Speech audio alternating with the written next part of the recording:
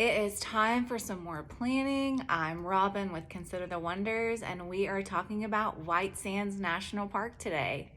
We're going to start it out with a fun fact today.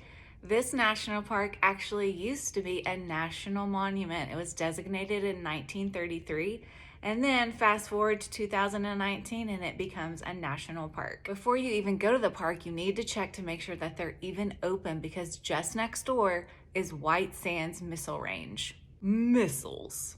This area does missile testing on occasion, but thankfully they always let the park know when that's going to happen. Typically they know about 2 weeks in advance when there's going to be some missile testing, and they have a website that you can go to where they have all of the information so that you know before you go to the park. During testing, the park can be closed for up to 3 hours, and that's going to include all activities and Dunes Drive. However, the visitor center and the park store are both open. There's also a possibility that US Highway 70, which leads into the park, may be closed during testing. So please go on the website and make sure you know if the park is open. Once you know that the park is open,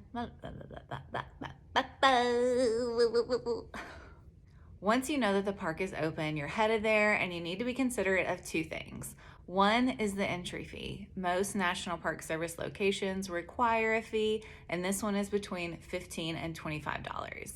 The other thing you need to consider is parking. This is a very popular park in New Mexico, and when you are going into the drive to enter the park, there is a parking area that's just before the visitor center, but there's also one that's just past the visitor center. So if you go in and you think, oh my goodness, this parking lot is so full, don't worry, just keep going. And there's a parking lot on the back. There's also large vehicle parking. So if you're in a larger vehicle, there's a place for you to go.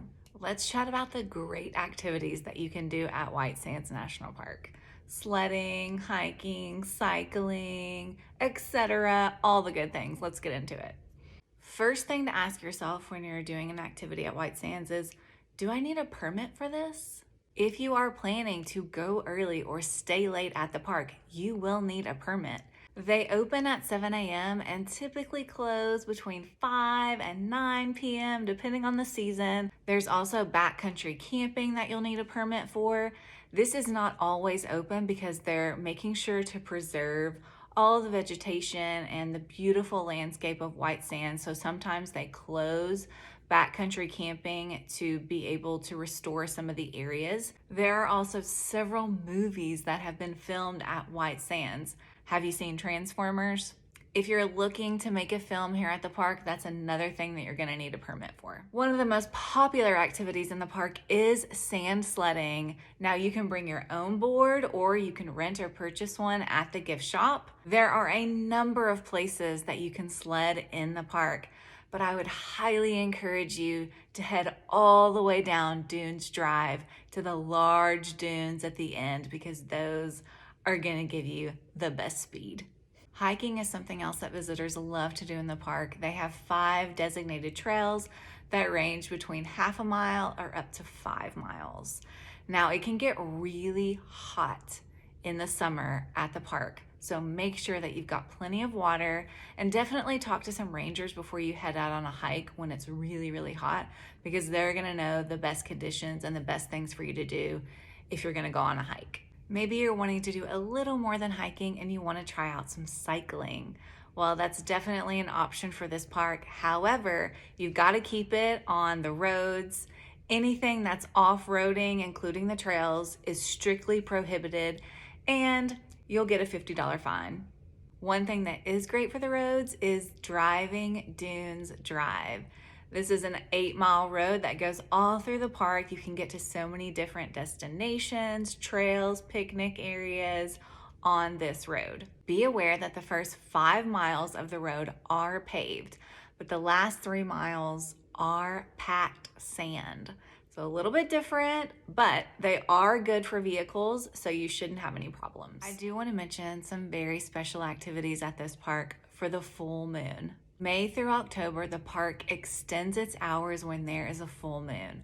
So you can grab your chair or a blanket and watch the sunset and then see the amazing beauty of the park under the full moon. The park rangers also offer a full moon hike during this time. There is an extra fee of $8 and you can purchase your tickets online. And again, there's a link down in the description for that. This is a truly unique park in the National Park Service. The sand here is made from gypsum, which is a special mineral. And a lot of times it's found in drywall. If you've ever renovated a house, you may know a thing or two about some drywall. If you want to learn more about gypsum, there is a special tour that you can take to Lake Lucero.